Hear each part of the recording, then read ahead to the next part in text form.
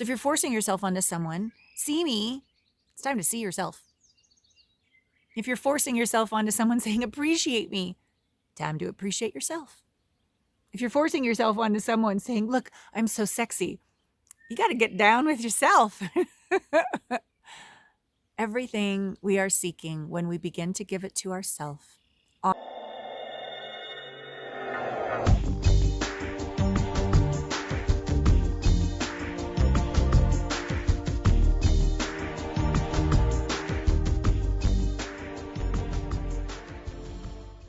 Hello, delicious people.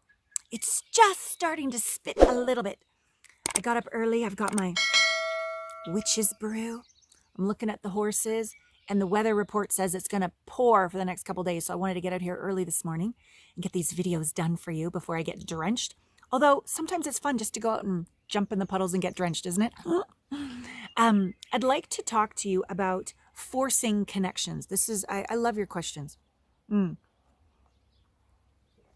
And my opinion being to never force a connection, or to attempt to force a connection, be in a lot of pain and suffering and learn from it. I don't think there's really necessarily a better or worse way, because sometimes the only way to learn is to, skin your knee and then put a Band-Aid on it and go, okay, I'm not going to do that again. So forcing a connection pushes somebody away, and it makes you needy and desperate and question your worth and think you're not good enough, sexy enough, all the things. Give away your power. It makes you do all these things until finally one day they leave, or they push you away so hard or humiliate you so bad, make you so embarrassed that you finally get the picture. There's value to that. We learn through suffering just as much as we learn through success. We learn through pain just as much as we learn through pleasure. So there's absolutely nothing wrong. So I'm not going to say never force yourself on someone. I'm just going to give you like the red flag video to say it ain't going to go well. It ain't going to go well. So let's go to the why it actually happens. Why would we force ourselves onto somebody? I think on a real subconscious level, at least this is me, and I've done probably 20,000 hours of intimacy coaching, relationship coaching, and received that many hours from my coaches because I really believe it's completely out of integrity for any coach or therapist not to be receiving coaching or therapy, because none of us can see our blind spots. And generally what we're here to teach is what we're here to learn. At least that's my story as well. So when we are forcing something from the outside in, we're trying to fill a void on the inside that can be filled from the inside out, so that we no longer need to seek it on the outside. Makes sense, right? So we're generally attracted, forcing ourselves onto people who are very, very familiar to our parents or our primary, whoever brought us up. Because whatever we didn't get, we were abandoned. That was our experience. We felt abandoned, or we felt weak or inconsequential or ignored or judged or criticized or whatever it is. Some little you inside is like, no, but really, I am good enough. Really, see me? Please understand me. Please get me. Please hold me. Please make me feel safe. Please. Like, there's a little one inside who has every friggin' right to desire honor. Every friggin' right to desire respect. Every friggin' right to desire feeling safe, seen and heard and understood. Human right. However, if we're unconsciously, subconsciously seeking it from the familiar is the same as the one that never gave it to you in the first place. So it's not going to go well. But to go, I'm doing that thing where I'm attracted to emotionally unavailable people because that reminds me of mom or dad. I'm attracted to ghosters or cheaters who have the energy of when you were ghosted, not paid attention to, cheated on, said one thing, but their actions did another. All of this trickles down into how we date or who we're attracted to, unless we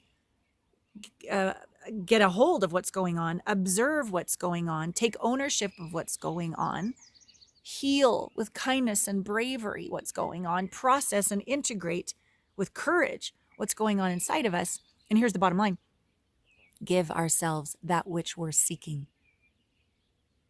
So if you're forcing yourself onto someone, see me, It's time to see yourself.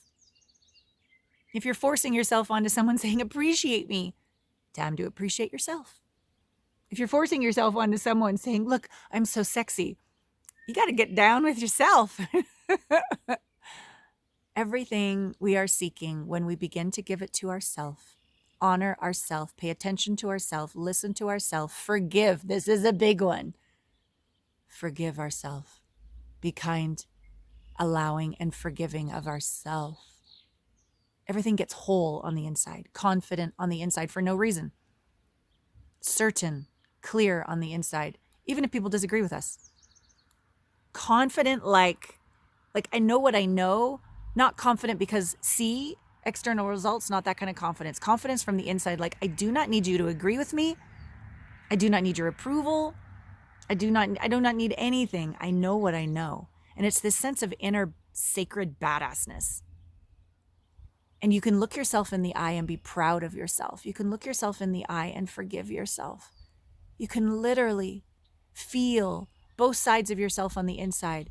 I'm so sorry that I treated you so poorly, making you force yourself onto others and embarrass yourself and seek love that you never received. I'm so sorry I did that. You have that side of it as you talk to yourself. And you have the other side who receives the apology, who receives all of that and feels held, safe, seen. All of this occurs within inside of you. And then you stop seeking it on the outside, and then that wholeness on the inside attracts somebody who's done the work on the outside as well, whole on the outside. Now you got two whole people, not perfect people, two whole people in a relationship who are committed to filling up their own bucket, who are committed to nourishing themselves. And then you start to give from the overflow to your partner. You start to give them, maybe they never felt strong or sexy, and you just say, can you just show me your muscles? Just one more time. And they're like, stop. And I'm like, no, really. Right? So it's a gift. You don't do it to fix them or save them. You do it because you're whole from the inside and you give from the overflow. Glitter, sprinkles, whatever it would take to love them on their journey even more. Because that's what love would do. Because it's your honor and privilege to love them in a way they were never loved, because they love you in a way that you were never loved, while each of you simultaneously loving yourselves in a way that you were never loved. And then the whole forcing yourself thing dissolves and you become the vortex of healthy love. And it feels good to be in your skin. What was that running behind me? Oh, I think that's a dog. There's animals everywhere. 9 horses in front of me. Dogs, bunny rabbit. There's bunny rabbits. So cute, these bunny rabbits. And there's a little cat, a little black cat. I have a cat too, but she's an indoor cat. She has a friend now. All right, so ending the video of forcing yourself onto people with animal joy. Yeah. And I am not perfect. I have absolutely forced myself onto someone.